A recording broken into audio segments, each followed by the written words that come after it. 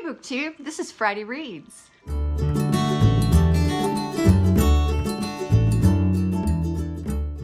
I'm Jen and I talk about audiobooks, and I only have 3 books to tell you about this week because one of them was really long and it took me a longer amount of time to get through. I listen at a faster speed, so I always get through books quicker than the actual listening time.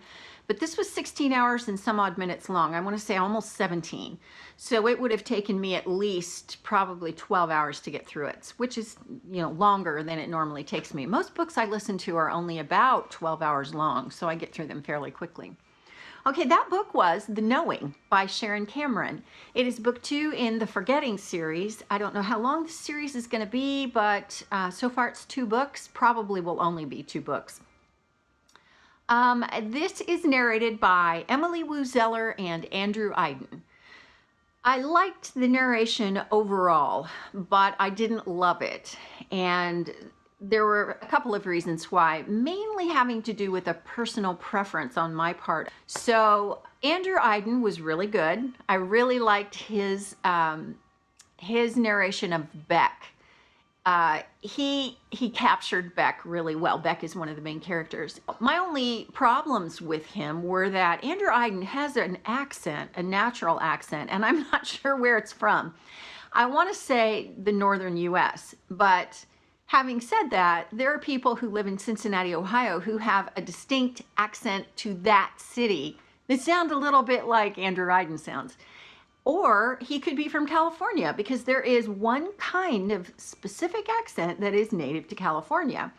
But he had that accent. Now that would have worked okay, and it did sit okay with me because the main character is from California. He is Hispanic, and so all of that wrapped into the voicing of the character really well, I think. So although I noticed that thing, I don't think that it really played into my opinion of the book either way. I think the narration by Andrew Eiden overall was very good. Emily Woo Zeller bugged me. She bugged me because the way she voiced Samara, who is the main character, she did it in such a way that she was very whispery in her voice. The accent that she used was kind of a mishmash of, I couldn't put my finger on it. It was either North African or Indian / Pakistani maybe, or possibly even Caribbean. And I think that was on purpose because this is a different planet, so she wouldn't have just come from one area of Earth and then gone there, because they've been there for a long time. She is described as having darker skin and long, dark hair, like down to her waist. And I get the impression that she is racially a combination of probably Indian or Pakistani and North African. So, I don't know. It's anybody's guess. And the good thing about that is it is a diverse cast, but it really did bug me the way that Emily Woo Zeller chose to voice this character, because it was so whispery. And I don't know if that's because this character has lived underground for all of her life, or she needed to be careful of what she said. So I don't know. I don't know if it just was supposed to play into the idea that this is a timid little girl, but she wasn't timid. That was just it. So I didn't like it. Personal preference, I doubt that it would bother anybody else. So anyway, average marks on the narration, at least good marks with those caveats. The story is interesting. It takes place 100 years after the events that happened in the Forgetting. The basis of this planet where this thing is set is that there's a comet that is in an orbit, and it comes close to the planet every 12 years. When it does, it activates the blooms of a specific tree that get released into the atmosphere, and it makes everybody forget everything. Now, in the first book, they carried around books that they had attached to themselves, and they were kind of a history of their life, so that they would be able, after the Forgetting happened, they would be able to go back and look in their book and find out who they were. So now that whole kind of colony of people has moved underground, so they don't forget anything anymore. But somebody got the bright idea that they would have a utopia, and one of the ways they would do it is make it so that nobody forgot anything. So the main character struggles with this because she can't forget anything, and she goes back and relives things because the memories will grab a hold of her and just incapacitate her. Well, the other main character is a boy who has come from Earth to find this lost colony. He's there with his parents, and they're kind of archaeologists and historians, and so fairly good story. Lots of twists in the end, and I thought, this is well done. And I think I would have probably given it a good 4.5 stars if I hadn't disliked the narration. That said, I'd still give it more than 4 stars, you know, because we only have, you know, round numbers on Goodreads in order to rate things. I rounded it down to 4, but I think it's a great story. Sharon Cameron has just got a great imagination, and I appreciated it a lot. I think this is a great YA book. And I don't know if I'd call it sci-fi or fantasy, or both. But yeah, if you like that kind of thing, it's a great book. Then I picked up Show Me the Way. This is by A.L. Jackson. It is book 1 in her Fight For Me series. It's narrated from 2 points of view by Zach Weber and Andi Arndt.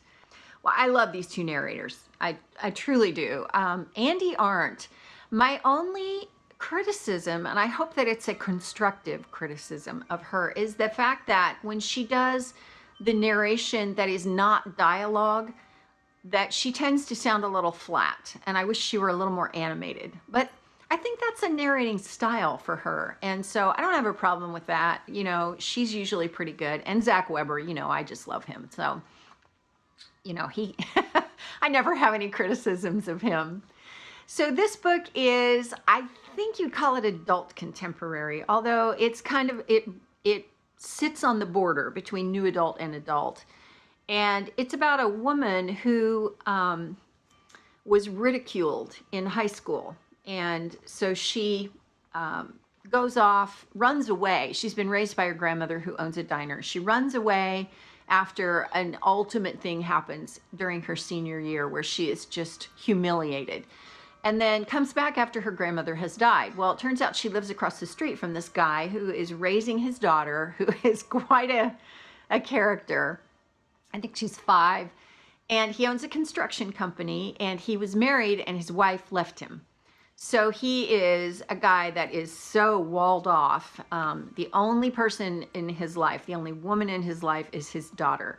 And he loves his mom, but his daughter is the focal point of his life. And so it's all about their romance. How reluctant he is to get into that with her, but oh, they're so drawn together, and you know, whatever. This book took some twists at the end that I didn't expect, so I was really kind of surprised. I ended up giving it 4 stars. Now that's the upper end of 3, but you know, I was fairly impressed. I seem to be running across a lot of these kinds of stories that have a little more to them than just the romance. Like there's some amount of people that they're affiliated with in some way that are in trouble or trying to get them, and there's, you know, some kind of drama going on. So I appreciated that in this particular book. So I don't know, I'll probably try and continue with the series, just, you know, because I enjoyed the book. So we'll see. And then I picked up Tempest by Julie Cross, and this was a reread for me. It's narrated on audio by Matthew Brown, and I love Matthew Brown. I really think he did a great job with this narration. And a lot of times with this kind of a book that's not widely published, widely promoted, you'll get some narrator that's not all that great, but he really is. He voices Jackson so well. Jackson's the main character. So adventures in time travel, you know, it's not particularly funny, it's not particularly droll, it's a good adventure. It has a lot going on. There are some criticisms that I had, minor things that I had with just the pacing and overall this character. I didn't like him very much, but I did like him too. You know, I think he was very much of a victim of his circumstances. So it's a good enough book to continue on with the series. And I'm rereading this series because the third book didn't ever come out on audio, and I never did finish the series because of that. Well, come to find out, last July, I think, it finally came out. Now, the book itself came out, I think, in 2015, early 2015, because the first book came out in 2012. So I don't know. I don't know those publication dates exactly off the top of my head. I'll put them here on the screen, but you know, it was a long time, and I'm glad they finally did get around to it. So, you know, that bothers me. That's one of my pet peeves in the publishing industry with regard to audiobooks, is when they do 2 or 3 of them, but they don't do all of them. So anyway, I liked it a lot. I gave it 3 stars. I'm currently listening to the second book in the series called Vortex. Again, Matthew Brown is narrating, thoroughly enjoyable. But I'm hoping to finish that later today and then get into Time Storm, which is the last book. So that's what I have going right now. When I finish that, I'm going to pick up The Impossible Vastness of Us by Samantha Young. This is narrated by Brittany Presley. And Samantha Young, I have read her books, the On Dublin Street series, and I really liked them. Lisa at Books and Smiles said that she wanted to read this. I can't remember if it was November, on her November TBR, or in her books I want to finish by the end of the year. But I thought it sounded really good. And she and I read books together all the time. So, you know what? If you have not checked out her channel, you should go do that. We have a lot of common interests. I talk to her every day, you know. And she's got a series that she does on Thursdays, which is a top 10 list of some topic. And it's just, she's just got really good videos. So worth checking out. So please go do that. And then with my good friend Michaela, who's on the other side of the world, she and I read things together occasionally, and we're going to pick up something. It's a paranormal romance series, which is young adult, I think. No, it's new adult. It's by E.J. Mellow, and it's called the Dreamland series. The books in it are The Dreamer, The Divide, and The Destined. I get the impression that this is a self-published series. It's only available as ebooks. I don't know if they are out in paperback, but she and I are going to start that series and read it. It sounds pretty good, about a woman who gets taken to another world when she dreams, and then, at least from the synopsis, it sounds like there's a problem with her being able to distinguish real life from her dreams in the other world. And the guy she meets in the other world, it's the romance. I don't know. Where do authors get these ideas and plots? Boy, to have that kind of an imagination, wouldn't that be great? So that is my weekend. That was my week last week. Let me know what you're reading. I love hearing about what you're reading, and I hope it is beautiful where you are. It is very pretty today. It's been really rainy and cold, but it's not really warm outside, but it is beautiful. The sun is shining, the leaves have turned. It's very pretty outside. So I hope I can get out in some of this today and enjoy it. Let me know what you're reading. Have a great weekend, and I will see you next time. Thanks for watching.